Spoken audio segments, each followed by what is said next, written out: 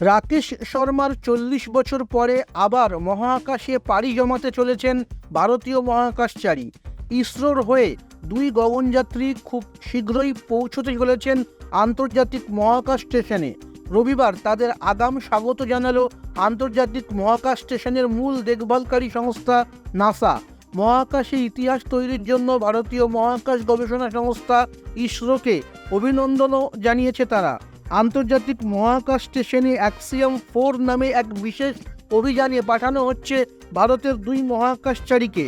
ওই অভিযানের জন্য বেছে নেওয়া হয়েছে গ্রুপ ক্যাপ্টেন শুভাংশু শুক্ল এবং প্রশান্ত বালাকৃষ্ণন নায়ারকে। নাসার প্রধান বিল নেলসন তাদেরই স্বাগত জানিয়ে ইসরোকে অভিনন্দন জানিয়েছেন তাদের ঐতিহাসিক পদক্ষেপের জন্য। বিল লিখেছেন, আমরা মহাকাশ স্টেশনে ইসরোর প্রথম মহাকাশচারীকে স্বাগত জানাচ্ছি।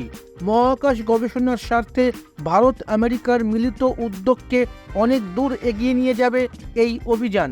আগস্টের প্রথম সপ্তাহেই এই অভিযানের জন্য প্রশিক্ষণ নেওয়া শুরু করবেন দুজনে।